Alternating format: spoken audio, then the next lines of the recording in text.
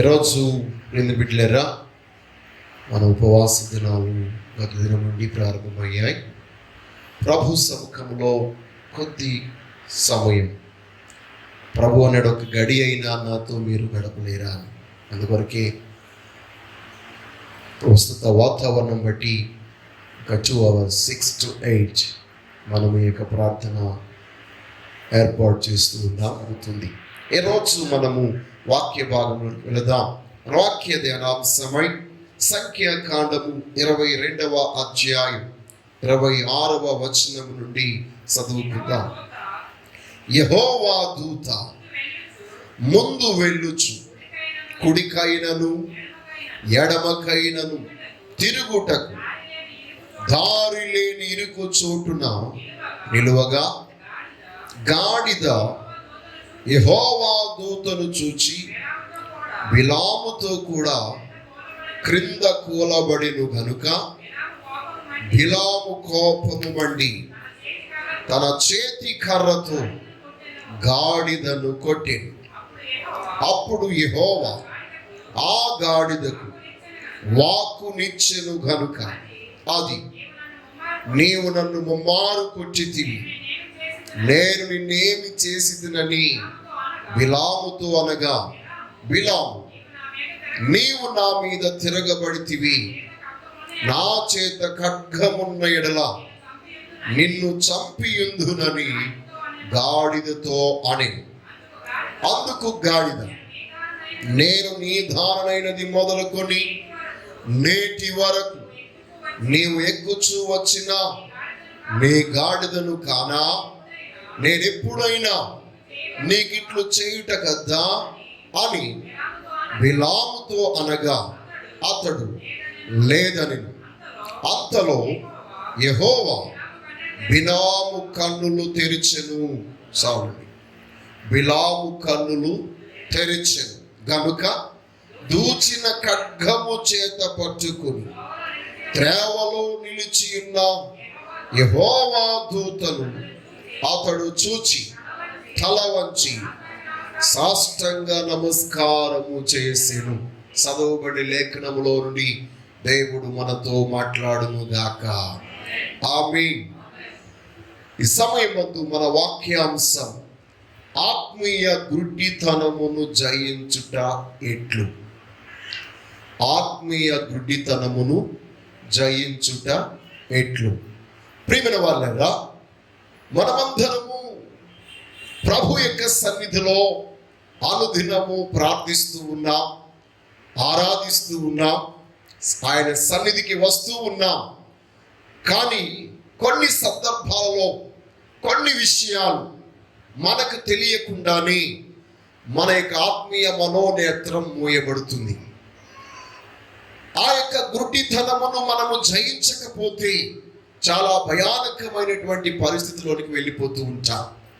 ఇక్కడ ఆత్మీయ గుడ్డితనము కలిగేది కేవలము ప్రార్థన చేసే వారికి, ప్రార్థించని వారికి కాదు, దేవుని సన్నిధికి రాని వారికి కాదు, దేవుడంటే ఎవరో తెలియని వారికి కాదు. దేవుడంటే ఎవరో తెలిసి దేవుని యొక్క గొప్పతనమును ఎరిగి అనుదినము నిత్యము దేవుని సముఖంలో ప్రార్థిస్తూ ఆధ్యాత్మికంగా ఎంతో ఎత్తుకు ఎదిగినటువంటి వారి జీవితాల్లో తరచు ఆధ్యాత్మికమైన గుడ్డితనము కలుగుతూ ఉంటుంది. అలాంటి గుడ్డితనము గనక మన జీవితంలో కలిగితే మనం ఉపవాసం ఉండి ప్రార్థించడం ద్వారా పొందే మేలుల కంటే నష్టాన్ని అధికంగా పొందుతాం. మనము ప్రార్థించి పొందే మేలులు మనకి లాభదాయకంగా ఉండాలంటే మన దగ్గరికి వచ్చే ఆశీర్వాదం, మన యొద్దకు వచ్చే మేలులు క్షేమకరమైనవా, ఆ దీవెనలు క్షేమకరమైనవా కావా అని మనము పరిశీలించాలి. అలాగ పరిశీలించాలంటే మన మనోనేత్రము తెరవబడాలి. దేవునికి స్తోత్రము కలుగునుగా. ఈ యొక్క లేఖన భాగంలో మనం చూసినప్పుడు ప్రవక్త అయినటువంటి బిలాము గొప్ప ప్రార్థనా పరుడు, ప్రతి విషయాన్ని దేవుని దగ్గర అడిగేటువంటి వాడు. కానీ తన జీవితంలో ఒక సమయం వచ్చినప్పుడు, ఒక సందర్భం వచ్చినప్పుడు తాను గురుఠివాడిగా ఉన్నట్టుగా లేఖన భాగంలో మనం చూస్తున్నాం. కానీ ప్రియమైన బిడ్డలారా, దేవుడు తన కనులు తెరవలేదు గాని గాడిద కనులు తెరిచాడు. దేవునికి స్తోత్రం. అంతేకాదు, గాడిద త్రోవలో నిలబడినటువంటి దేవదూతను చూసినట్టుగా మనం చూస్తున్నాం. అంతేకాదు, దేవుడు దానికి వాక్కునిచ్చాడు. అందుకొరకే బిలాముతో ఆ యొక్క గాడిద మాట్లాడుతుంది. ఎంత విచిత్రం చూడండి. ప్రవక్త అయినటువంటి బిలాము దేవుని యొద్ద నుండి వచ్చినటువంటి ప్రతి మాటను ప్రజలందరికీ తెలియజేసేవాడు, ప్రజలందరికీ బోధించేవాడు. ఇదిగో పలానా విపత్తు వస్తుంది, పలానా నష్టం వస్తుంది, పలానా కీడు వస్తుంది, పలానా ప్రజలు బలమైన వాళ్ళు, పలానా ప్రజలు బలహీనమైనటువంటి వారు అని అన్ని విషయాలు తెలియజేసేవాడు బిలాము. కానీ ఈ యొక్క దినాన బిలాము అందరికీ బోధించినటువంటి బిలాముకు ఇప్పుడు గుడ్డితనము కలిగింది గనుక తనకు బోధ కలగాలి అంటే దేవుడు మాట్లాడినా వినే రీతిలో లేడు. దేవుని యొక్క స్వరము వినే స్థితిలో తాను లేడు. కారణం ఏంటంటే తన కనులు మూయబడ్డాయి. తన కనులు ఏం చేయబడ్డాయి? మూయబడ్డాయి. ఎదురుగుండా వచ్చిన దేవదూతనే తాను చూడలేకపోయాడు కదా. ఇక దేవుని యొక్క దివ్యవాణి వినబడితే తాను ఎలాగ వింటాడు? వినలేని స్థితిలో ఉన్నాడు. అందుకొరకే దేవుడు గాడిదకు స్వరం ఇచ్చాడు. దేవునికి స్తోత్రము కలుగునుగా. గాడిదకు వాక్కునిచ్చాడు. ప్రియమైన వాళ్ళారా, గమనించండి. గాడిదకే దేవుడు వాక్కునిస్తే దేవుని యొక్క సన్నిధిలో మనందరము కూడా ఆ గొప్ప దేవుని దివారాత్రులు మనం సేవిస్తున్నప్పుడు ఆయన మనకెందుకు వాక్కునివ్వడు? బైబిల్ చెప్తుంది. అపోస్తుల కార్యములు 2వ అధ్యాయం 4వ వచనం మనం చూసినట్లయితే ఆయన వాక్ శక్తి అనుగ్రహించిన కొలది అందరూ పరిశుద్ధాత్మతో నిండిన వారై ఆత్మ వారికి వాక్ శక్తి అనుగ్రహించిన కొలది అన్య భాషలతో మాట్లాడసాగిరి. దేవునికి స్తోత్రము కలుగునుగా. దేవుడు ఆయన కొరకు కనిపెట్టు వారందరికీ వాక్ శక్తిని అనుగ్రహించువాడై ఉన్నాడు. ప్రియ బిడ్డలారా, అవసరమును బట్టి ఆయన తన వాక్కును మనకు అనుగ్రహించువాడై ఉన్నాడు. అయితే బిలాము దేవుని మాట వినలేని స్థితిలో ఉన్నాడు కనుక దేవుడు గాడిదకు వాక్కునిచ్చాడు. ఈరోజు ప్రియ బిడ్డలారా, ఆత్మ సంబంధమైనటువంటి గుడ్డితనానికి గల కారణాలేంటో, ఆ యొక్క గుడ్డితనమును మన యొక్క జీవితంలో ఆ ఆత్మ సంబంధమైనటువంటి గుడ్డితనం వల్ల మనకి కలిగే నష్టాలేంటో, ఆ ఆత్మ సంబంధమైన గుడ్డితనమును మనం ఏ విధముగా తొలగించుకోగలమో కొన్ని విషయాలు మనం నేర్చుకుందాం. నెంబర్ 1, మొట్టమొదటిగా మనం చూసినట్లయితే ఆత్మ సంబంధమైన గుడ్డితనానికి గల కారణాలు. ప్రియమైన వాళ్ళారా, మొట్టమొదటిగా కొరింథీయులకు రాసిన 2వ పత్రిక 4వ అధ్యాయం 3వ వచనం నుండి చదువుకుందాం. నశించుచున్న వారి విషయంలోని దేవుని స్వరూపమై ఉన్న క్రీస్తు మహిమను కనపరచు సువార్త ప్రకాశం వారికి ప్రకాశింపకుండా ఈ యుగ సంబంధమైన దేవత అవిశ్వాసులైన వారి మనోనేత్రములకు గ్రుడ్డితనము కలుగజేసెను. దేవునికి స్తోత్రము కలుగునుగా. ప్రియ బిడ్డలారా, మనము దేవుని సన్నిధికి వస్తూ దేవుణ్ణి ఆరాధిస్తూ దేవుని మహిమపరుస్తూ కూడా చాలా సందర్భంలో మనము విశ్వాసాన్ని కనపరచలేని స్థితిలో ఉండిపోతూ ఉన్నాం. నీ యొక్క జీవితంలో నీకు దేవుడు అనుగ్రహింపజేసిన వాక్కు, దేవుని యొద్ద నుంచి నీ యొద్దకు వచ్చినటువంటి వాగ్దానము నీవు నమ్మలేనప్పుడు, అవిశ్వాసిగా నీవు ఉన్నప్పుడు నీ ఆత్మీయ మనోనేత్రాలకు సాతాను గుడ్డితనాన్ని కలగజేస్తాడు. మొట్టమొదటిగా మనం గమనించినట్లయితే సాతాను ఆత్మీయ నేత్రాలకు గుడ్డితనమును కలగజేస్తాడు. దేవునికి స్తోత్రం కలుగునుగా. దేవుని యొక్క వాక్యము మన జీవితంలోనికి వచ్చినప్పుడు ఆ వాక్యాన్ని మనం నమ్మలేని స్థితిలో ఉన్నాము కనుక మనకి గుడ్డితనము కలుగుతుంది కనుక దేవుని వాక్యం ఏ అద్భుతాలు అయితే చేయగలుగుతుందో ఆ అద్భుతాలు మన బ్రతుకుల్లో జరగటం లేదు. ఎందుకంటే దేవుడు ఏ వాక్యాన్ని మన యొద్దకు పంపించాడు? వెలుగు కమ్మని పలుకగా వెలుగు కలిగెను అనే ఆ శక్తివంతమైన మాట ఎన్నో యుగాలు అంధకారంలో ఉన్న ఈ లోకాన్ని వెలిగించిన ఆయన మాట మన యొద్దకు వచ్చినప్పుడు మనము విశ్వసించకుండా అవిశ్వాసముతో ఆ యొక్క వాక్కుని మనము త్రోసిపుచ్చిన్నాము గనుక మన మనోనేత్రాలకు గురుడితనము దుష్టుడు లేక సాతాను కలగజేస్తూ ఉన్నాడు. దేవునికి స్తోత్రం కలుగుగా.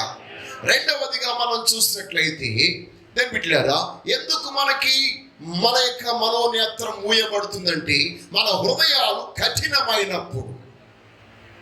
మన హృదయం ఎప్పుడైతే కఠినమవుతుందో మన మనోనేత్రం మూయబడుతుంది. హృదయము కాఠిన్యము చేత మనోనేత్రము మూయబడి జరగవలసినటువంటి కార్యాన్ని మనము చూడలేని స్థితిలో ఉండిపోతాం. మత్తయి సువార్త 13వ అధ్యాయం 15-16 వచనాలు మనం చూద్దాం.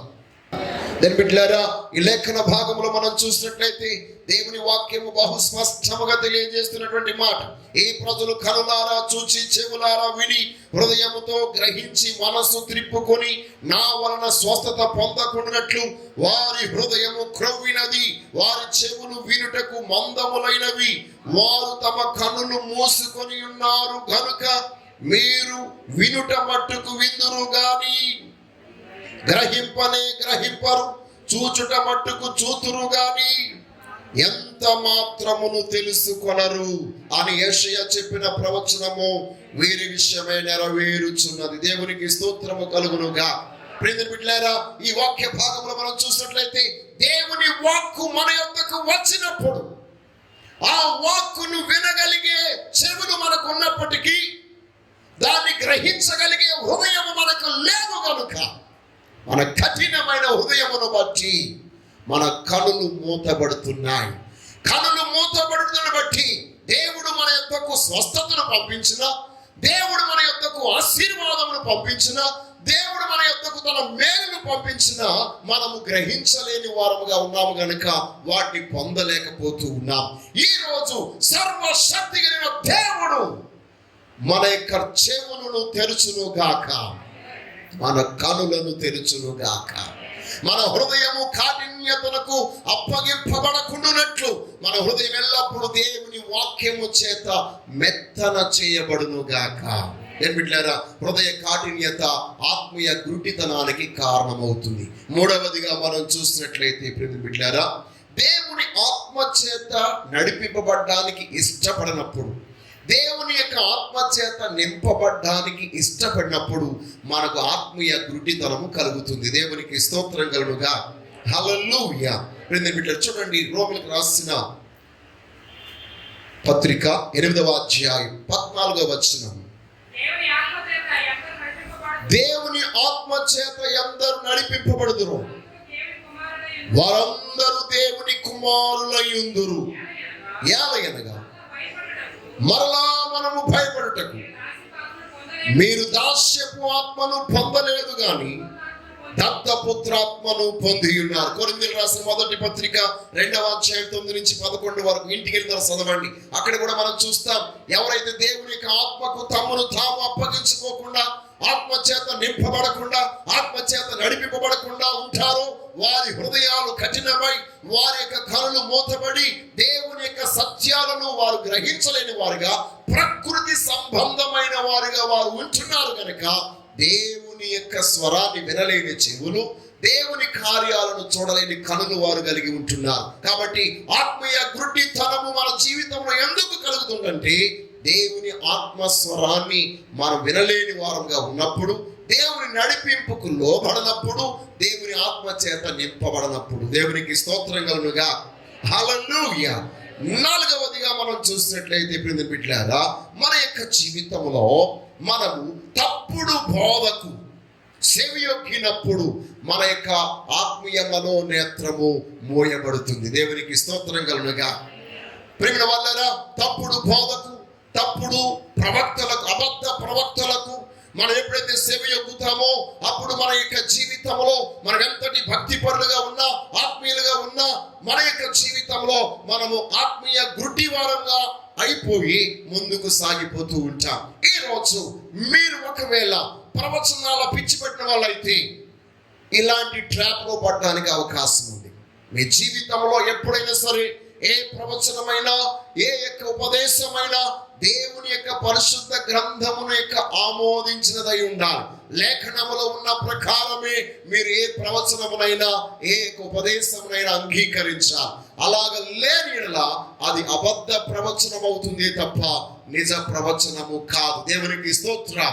అబద్ధ ప్రవచనములు ఎవరైతే ఆలకిస్తారో వారు గుడ్డి వారిగా మారిపోయి ప్రవచనాలు వెనకాలే పరుగులెడుతూ ఉంటారు. ప్రేమ బిడ్డలారా, ఈ యొక్క దినాన అలాంటి స్థితిలోనికి మనం వెళ్లకుండా ఉండాలని దేవుని వాక్యము తెలియజేస్తుంది. చూడండి, మత్తయి సువార్త 15వ అధ్యాయం 14వ వచనం.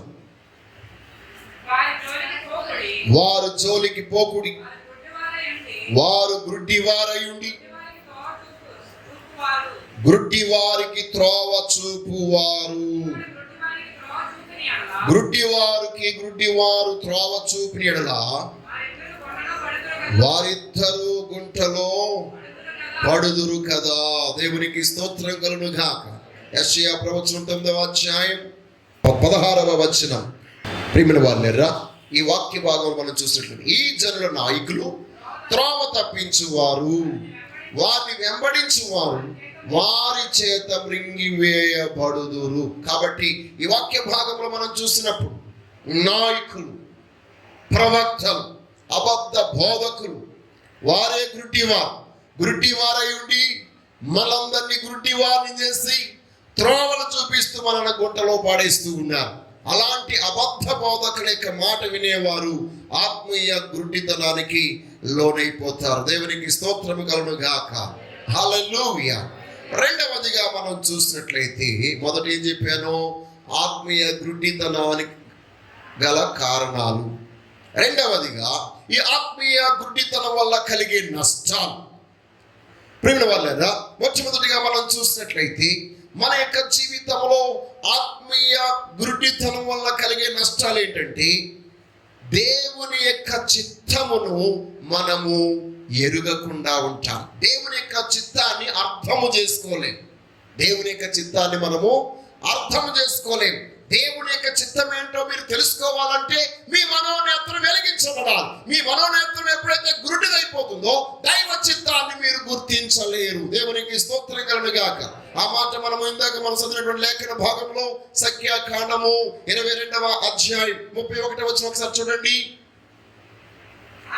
అంతలో యెహోవా బిలాము కన్నులు తెరిచెను గనుక దూచిన ఖడ్గము చేత పట్టుకొని త్రోవలో నిలిచి ఉన్న యెహోవా దూతను అతడు చూచి తల వంచి సాష్టాంగ నమస్కారము చేయగా, యెహోవా దూత, ఈ ముమ్మారు నీ గాడిదను నీవేళ కొట్టితివి, ఇదిగో నా ఎదుట నీ నడత విపరీతమైనది గనుక నేను నీకు విరోధినై బయలుదేరవచ్చి తిని. దేవునికి స్తోత్రం.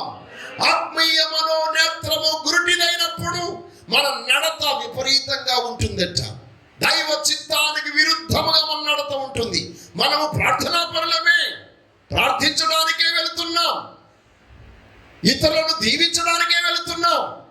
ఒక వ్యక్తిని నువ్వు దీవించడానికి వెళ్ళినా ఆ వ్యక్తి దేవుని చిత్తములో ఉన్నాడో లేదో నువ్వు తెలుసుకోవాలి.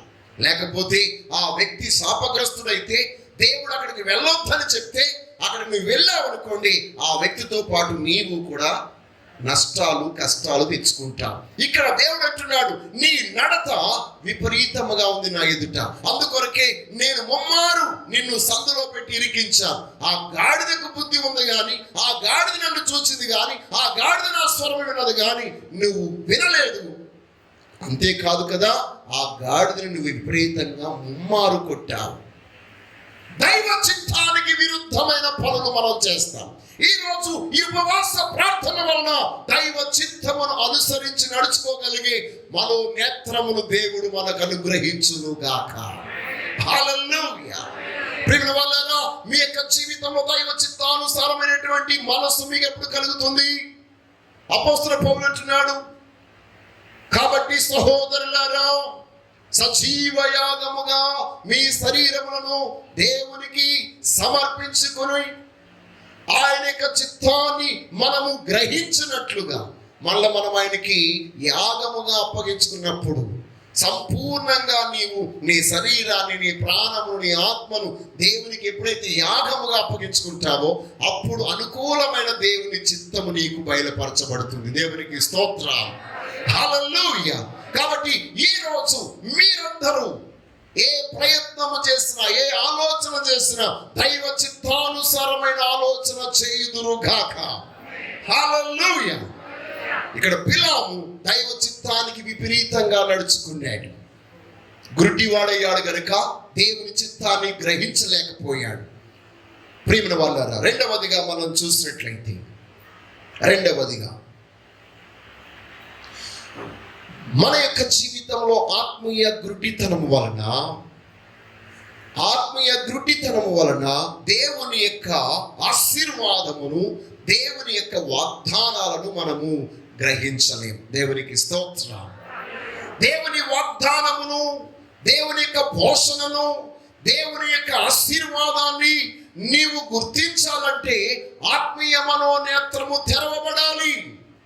ఆత్మీయ మనోనేత్రం తెరవబడకపోతే దేవుడు చేసే కార్యాలను నీవు గుర్తించలేవు. దేవుడు నీ జీవితంలో కొన్ని సమయాలలో భయంకరమైన క్లిష్ట పరిస్థితులు ఉన్నప్పుడు తక్షణమే నీ యొద్దనే ఆయన నీ యొక్క జీవితంలో అద్భుతాన్ని ఉంచుతూ ఉంటాడు.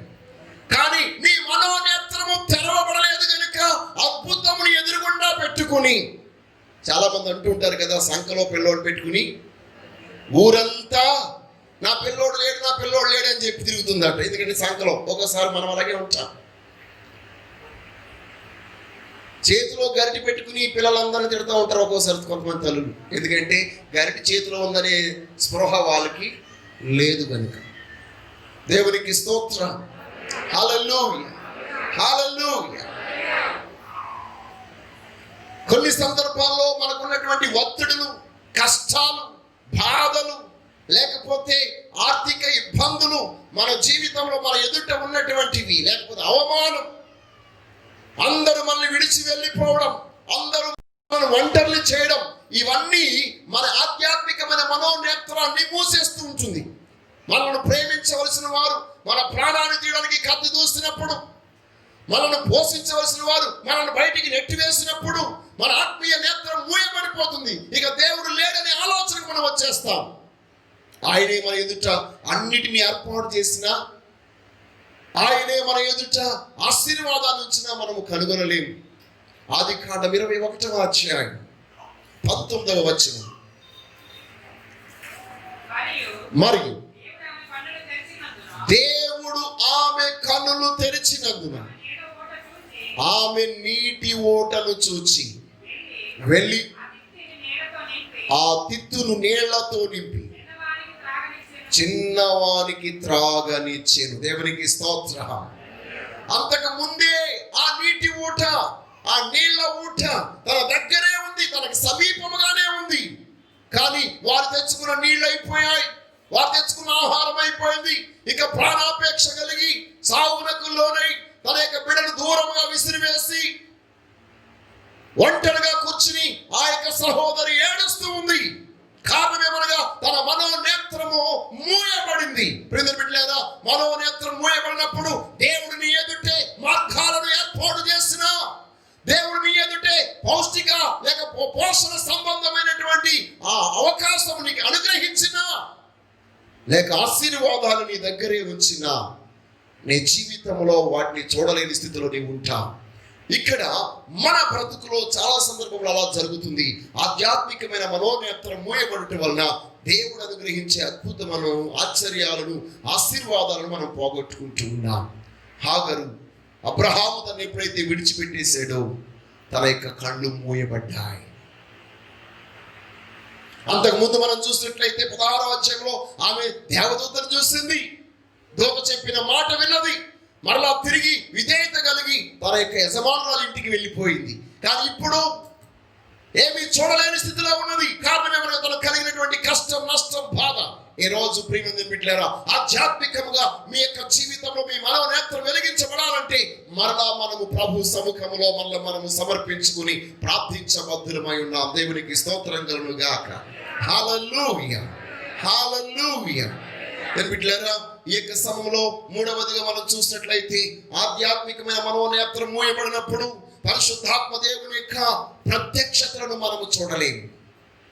పరిశుద్ధాత్మ దేవుడు దేవుని యొక్క మన యొక్క జీవితాల్లో ఎన్నో అద్భుతమైనటువంటి ప్రత్యక్షతలను అనుగ్రహింపజేస్తున్నా వాటిని మనము గుర్తించలేని స్థితిలో ఉంటాం, గ్రహించలేని స్థితిలో ఉంటాం. దేవుడు ఈ రోజు మీ యొక్క జీవితంలో దైవ ప్రత్యక్షతలను తెలుసుకోగలిగే మనోనేత్రమును మీకు అనుగ్రహించును గాక. ఆమేన్. లూకా సువార్త 24వ అధ్యాయం 30-31 వచనాలు మనం చూస్తున్నాం. ఆయన వారితో కూడా భోజనమునకు కూర్చున్నప్పుడు స్తోత్రము చేసి దానిని విరిచి వారికి పంచిపెట్టగా వారి కన్నులు తెరవబడి ఆయనను గుర్తుపట్టిరి. అంతటా ఆయన వారికి అదృశ్యుడాయను. దేవునికి స్తోత్రం కలుగును గాక. బిడ్డలారా, ప్రభువే పునరుత్థానమైనటువంటి యేసయ్యే వారితో కూడా ఉన్నా, వారితో మాట్లాడుచున్నా ఆ యొక్క ప్రభువుని వారు గుర్తించలేని స్థితిలో వారి కనులు మూయబడ్డాయి. కానీ వారు అంటారు కదా, ఆయన త్రావలో మనతో వస్తున్నప్పుడు ఆయన మాట్లాడిన మాటలకు మన హృదయం మండలేదా, మన గుండెలు మండలేదా అని ఒకరినొకరు చెప్పుకుంటూ ఉన్నారు.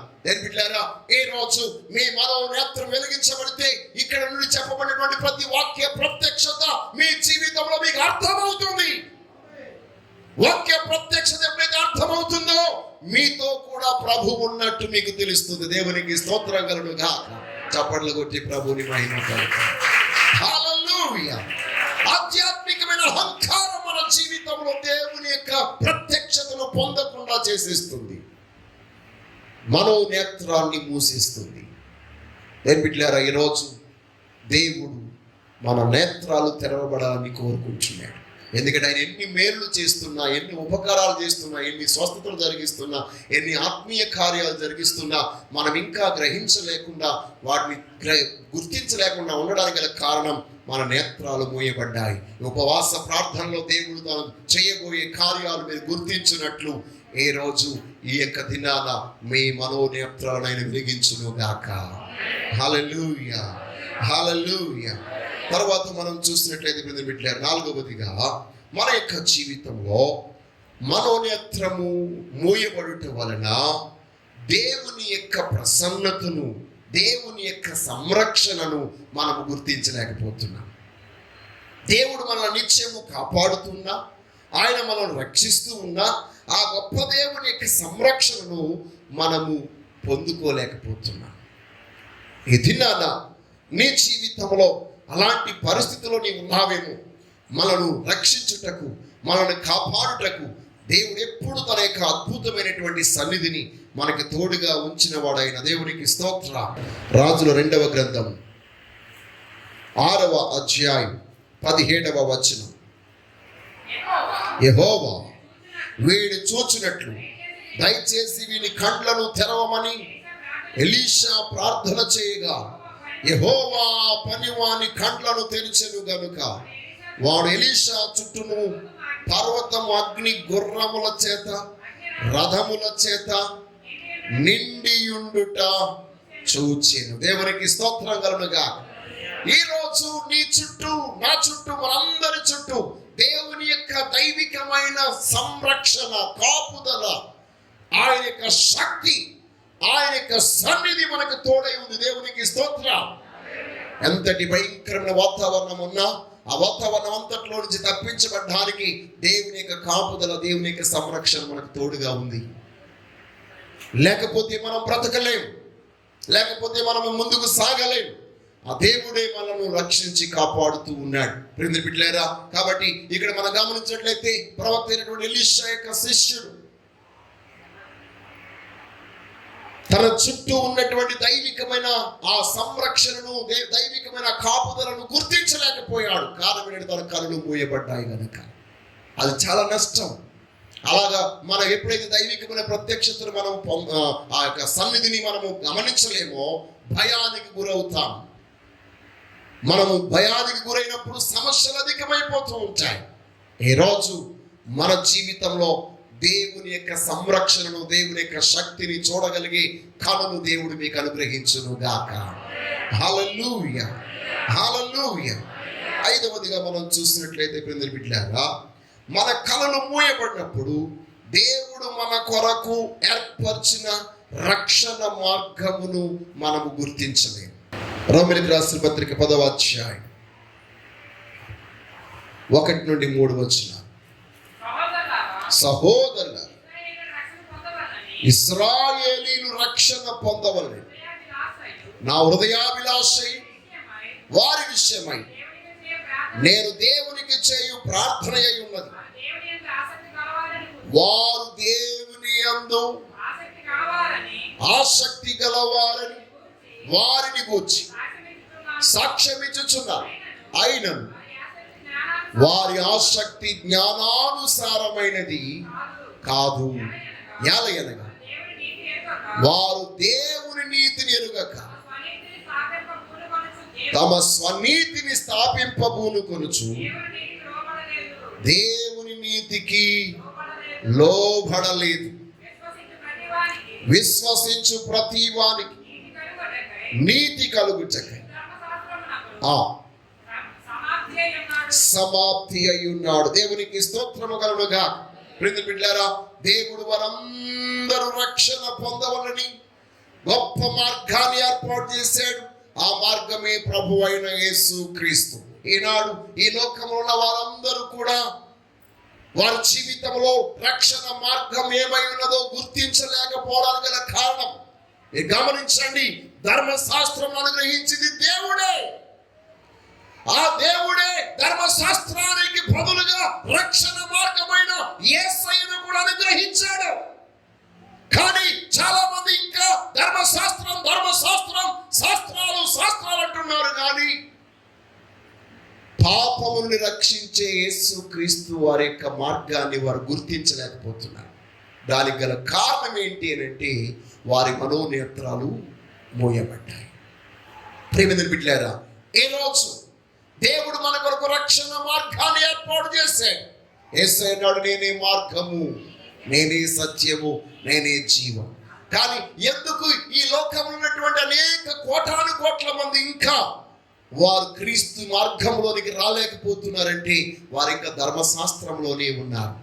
ధర్మశాస్త్రము శిక్ష విధిస్తుంది కానీ ఎవరిని రక్షించలేదు. ధర్మశాస్త్రము నిన్ను నరకానికి పంపిస్తుంది కానీ మోక్షానికి పంపించలేదు. ధర్మశాస్త్రం నువ్వు చేసిన ప్రతి పాపాన్ని ఎత్తి చూపిస్తుంది కానీ నీ పాపాన్ని తుడిచివేయలేదు. ఆ ధర్మశాస్త్రాన్ని ఇంకా పట్టుకుంటున్నారు మీరు. ఆ ధర్మశాస్త్రాన్ని నెరవేర్చడానికి ఆ పరమాత్ముడైన దేవాది దేవుడు ప్రభువైన యేసు క్రీస్తుగా ఈ లోకానికి వచ్చి తను తానుగా అప్పగించుకుని మనకు మోక్ష మార్గాన్ని ఏర్పాటు చేశాడు, రక్షణ మార్గాన్ని ఏర్పాటు చేశాడు. దేవునికి స్తోత్రం కలుగునుగా. కాబట్టి దేవుడు మన మనోనేత్రాలను వెలిగించును గాక. ఈ మాటను వింటున్న వారందరి యొక్క మనోనేత్రాలను దేవుడు వెలిగించును గాక అని నేను తెలియజేస్తున్నాను. ఏం బిడ్డలారా, మూడవదిగా మనం చూసినట్లయితే మొదటిది ఏం చెప్పాను నేను? ఆత్మీయ గుడ్డితనం కలగడానికి గల కారణం. రెండవది ఆత్మీయ గుడ్డితనం వల్ల కలిగే నష్టాలు. మూడవదిగా మన జీవితంలో ఏ విధంగా ఆత్మీయ గుడ్డితనాన్ని మనము బాగు చేసుకోగలం, ఆత్మీయ గుడ్డితనాన్ని మనం ఎలాగా బాగు చేసుకోగలం. దేవునికి స్తోత్రాలు. పెట్టలేదా? మన యొక్క జీవితంలో అనుదినము విసుగక నిత్యము చేసే ప్రార్థనను బట్టి మన ఆత్మీయ మనోనేత్రము వెలిగించబడుతుంది. దేవునికి స్తోత్రం. హల్లెలూయా. యోహాను రాసిన మొదటి పత్రిక 5వ అధ్యాయం 14-15 వచనాలు. ప్రియమైన బిడ్డలారా, మన జీవితంలో ఆయనను బట్టి మనకు కలిగిన ధైర్యం ఏదనగా దేవుని చిత్తానుసారముగా మనం ఏది అడిగినను ఆయన మన మనవి ఆలకించునరునది. మనమేమి అడిగినను ఆయన మన మనవి ఆలకించి మనము అవి ఆలకించునని మనము ఎరిగిన ఎడల మనము ఆయనను వేడుకున్నవి ఆయన మనకు కలగచేయును. దేవునికి స్తోత్రం కలుగునుగా. హల్లెలూయా. బిడ్డలారా, రెండవదిగా మనం చూసినట్లయితే మన జీవితంలో మన ఆత్మీయ మనోనేత్రం వెలిగించబడాలంటే రెండవది, మన ఆ మనోనేత్రము బాగు చేయబడాలంటే రెండవదిగా దేవుని వాక్యమును మనము ధ్యానించబద్దులమై ఉన్నాం. దేవునికి స్తోత్రం కలుగును గాక. హల్లెలూయా. దేవుని వాక్యాన్ని మీరు ఎప్పుడైతే ధ్యానిస్తూ ఉంటారో మీ మనోనేత్రము వెలిగించబడుతుంది.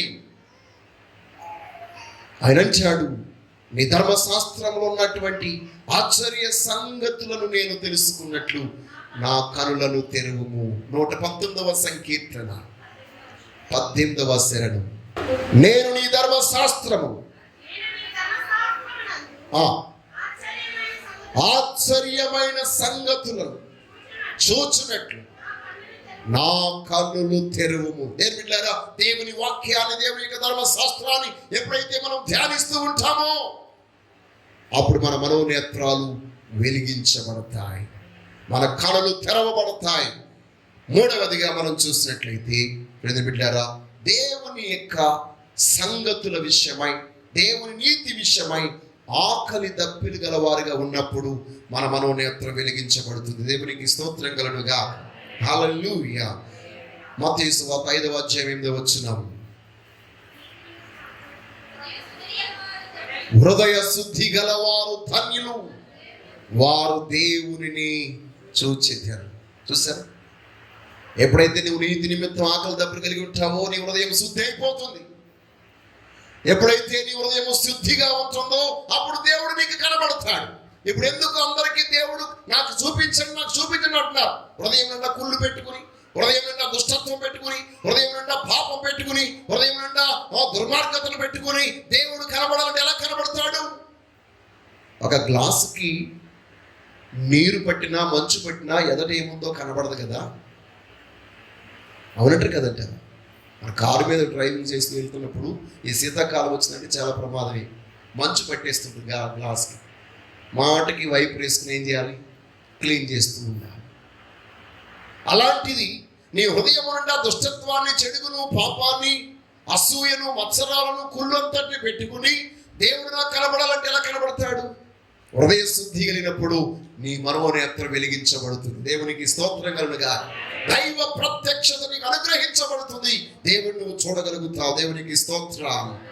నాలుగవదిగా బిడ్డలారా, ఎప్పుడైతే మన యొక్క జీవితంలో పరిశుద్ధాత్మ అభిషేకం అనుగ్రహించబడుతుందో అప్పుడు మన మనోనేత్రాలు వెలిగించబడతాయి. దేవునికి స్తోత్రం. హల్లెలూయా.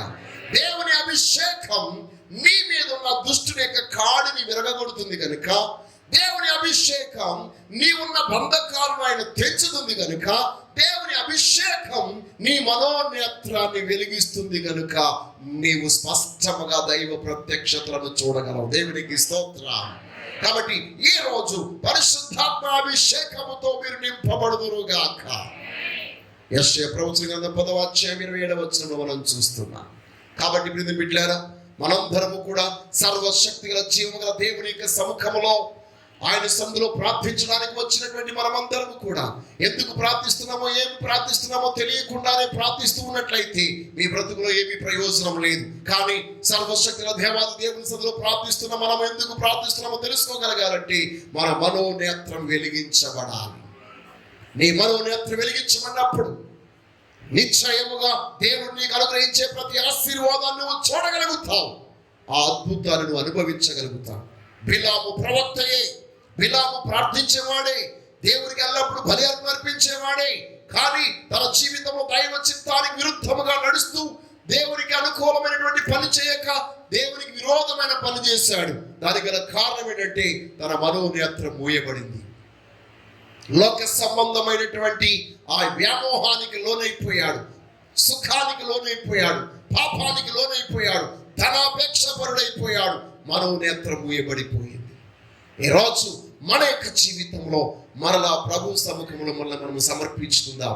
ఆ గొప్ప దేవుడు మన నేత్రాలను తెరచి మనం ఏమి ప్రార్థిస్తున్నామో అది దైవ చిత్తమైందో కాదో ఈరోజు తెలుసుకుందాం. అట్టి కృప దేవుడు మనకు అనుగ్రహించును గాక. ఆమేన్.